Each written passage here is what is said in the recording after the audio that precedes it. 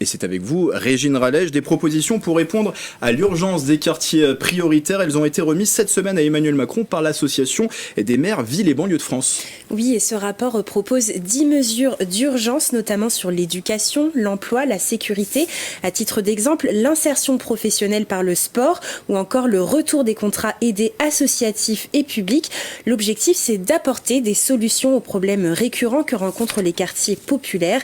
Et parmi les membres de l'association ayant remis ce rapport au chef de l'État se trouvait Catherine Arnoux, maire de la ville de Chanteloup-les-Vignes et vice-présidente de l'association. Un comité interministériel des villes devrait d'ailleurs se tenir à Chanteloup-les-Vignes ce vendredi 27 octobre pour donner suite à ces propositions. C'est une première en une semaine et j'ai envie de dire heureusement, pas d'évacuation ce mardi pour le château de Versailles et des évacuations d'ailleurs qui ne sont pas sans conséquences. Entre 100 et 150 000 euros, c'est le préjudice estimé pour chaque évacuation du château de Versailles selon l'avocat du site Yves Linois.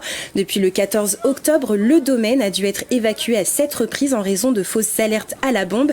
Ces montants correspondent notamment aux billets remboursés et à la baisse de fréquentation de certains visiteurs. Un mot de sport et du basket. Un camp de basket à destination des jeunes est organisé depuis ce lundi et ce jusqu'à ce samedi au Hoops Corner de Carrière-sous-Poissy. Il a été imaginé par Michael Mokongo, ancien basketteur professionnel qui a joué en fin de carrière à l'ESC Trappes Saint-Quentin en Yvelines. Au programme des exercices le matin et l'après-midi avec différents coachs et préparateurs. On écoute Michael Mokongo au micro de TV78. Le concept de ce camp, c'est d'essayer de développer la région parce que nous avons beaucoup de clubs de basketball et une population qui est assez jeune. L'idée, c'est d'essayer d'aider les jeunes qui ont vraiment besoin de se développer techniquement sur le basketball et aussi de répertorier un petit peu leurs faiblesses et d'avoir un accompagnement, ce que j'appelle XXL, autour de tout ce qui est préparateur physique, tout ce qui est coach mental, tout ce qui est docteur, tout ce qui est physiothérapeute, tout ce qui est nutritionniste, tout ce qui est vraiment autour du basketball, autour de la communauté sportive. Et si vous voulez vous aussi vous inscrire, il reste encore des places. Vous pouvez contacter l'organisateur via le site internet qui s'affiche à l'écran.